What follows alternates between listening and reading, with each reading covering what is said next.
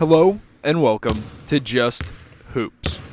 Jalen Hood-Schifino is one of the guys that I'm excited to watch in this upcoming March Madness tournament and to see where he lands in the NBA draft. In this video, we're going to dive into his game, but first, let's look at his numbers real quick. He averaged 13.5 points per game, 4 rebounds, just under 4 assists, shooting 42 from the field, 34.7 from 3, 45 from 2, 77 from the line, and a 50% true shooting percentage. The Big Ten Rookie of the Year, Jalen Hood-Schifino, has a very unique game with his size, strength, and athletic ability along with his skill set. So now let's dive into the film and see his game.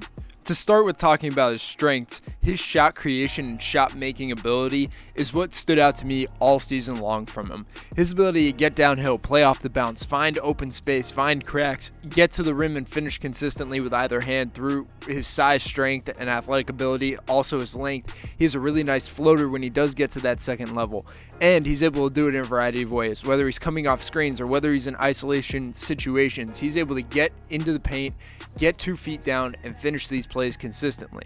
And then when you look at his mid-range jumper, he is one of the smoothest and most persistent and consistent mid-range shots in college basketball. The way he's able to get into his space, get his feet down, elevate over the defense, and knock it down.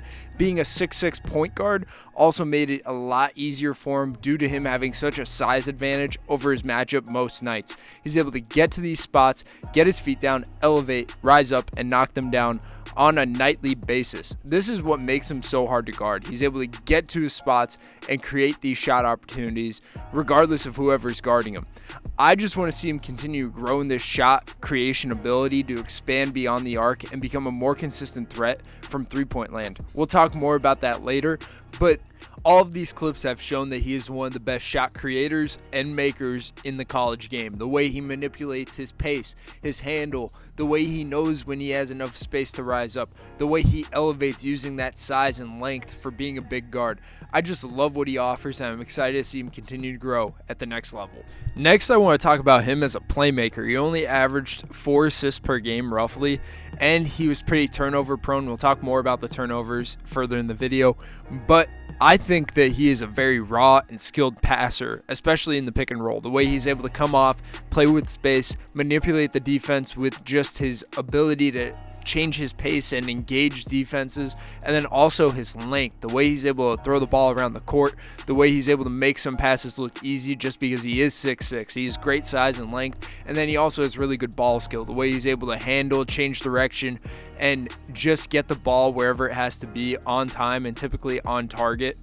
At the next level, because of the amount of pressure he will apply to defenses, because of his scoring ability and the way he's able to get in the lane and make plays happen there, I think that his passing will just be amplified in the NBA with its spacing, the way defenses are played, and just the way he has that great size and already raw vision. I'm excited to see what he does at the next level.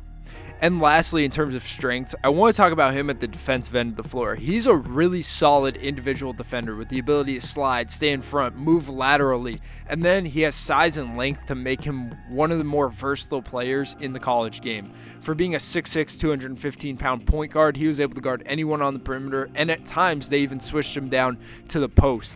He sits in his stance. He does a really solid job down there. He's a great pressure applier at the point of attack. He was genuinely the head of the snake of the defense for the Indiana Hoosiers, and in terms of how he's able to guard, he does a great job at sticking to his man one-on-one. On the ball, he does a really good job at staying in front, whether that means in isolation situations or in ball screen situations, at fighting over the screens, getting to the spot that the offense player is going to first, and just making plays happen from there. I think that he didn't make as many plays as he could have at the college level, but I think he has the ability to be a great playmaker at the defensive end of the floor, deflecting passes, forcing turnovers, blocking shots even. Just because of his size, length, and overall athleticism, I think that him as a defender is definitely one of the best things that he can offer immediately when he is drafted to the NBA. The way he has the already foundation set of sitting in a stance, guarding his yard, playing physical, having that grit at this end of the floor isn't something you typically see from a guy his age, and especially in college basketball from a freshman from day one. The way he just really took it personally at this end of the floor, sit in his stance, guarded his yard, and made it difficult on a nightly basis for whoever his matchup was. And also, he was highly versatile in the college game, being able to switch 1 through 3, 1 through 4 on most nights. And lastly, he had a really solid understanding of defense, of where he needed to be, where he needed to put himself to make a play happen, and be the best possible defender every time down. Now to flip the coin and talk about some of his weaknesses in terms of his game this past season. I think first and foremost, he needs to improve that three-point shot. We referenced it earlier in the video that it's a point of growth, but he really did show some uncomfortability from the extended three-point line, and now the three-point line is just going to extend further in the NBA. He's a great shot creator, and by using his pace, using his size, length, and athleticism to create space, he's able to shoot on the move. All of those things from the second level, but when he tried it from the third level, it just wasn't that consistent. The way that he was not able to get his feet down, have that same flow of his shot in spot-up situations, he kind of looked uncomfortable. He had to put the ball down, had to take a second, just couldn't find a flow necessarily from beyond the arc, but I do think he has the foundation set to easily transition his shot from being a second level guy to getting to that third level, being able to knock down these shots consistently and become a real threat from beyond the arc. To continue, a 1.32 assist to turnover ratio is definitely something that we need to look at and see what he can improve. His playmaking is definitely something I'm excited to see at the next level. That's why I included it as a strength.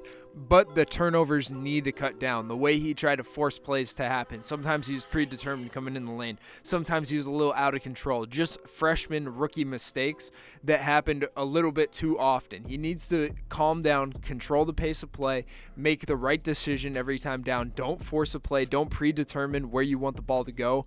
And just play what the defense is giving. Don't force things to happen. He's a raw playmaker, and I'm excited to see him develop at that end of the floor.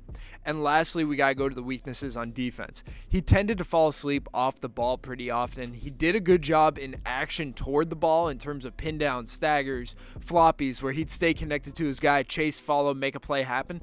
But when he was off the ball in the help side, he got caught ball watching. In the gaps, he sometimes got ball watching and trying to make a play and turnover happen in that spot rather than being disciplined, guarding his spot, and being the best defender in those positions. I think that this is an easy fix with just attention to detail, just being more mature as a basketball player, just putting yourself in the right position to make a play for your team to win the game rather than force a turnover and make a play happen. I think that he is a very good defender, and I'm excited to see him figure this out and grow at this end.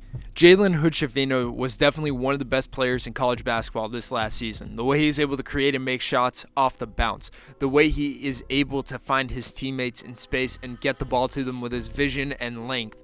And then lastly, the way he's able to guard his yard and be one of the most versatile perimeter defenders in the college game.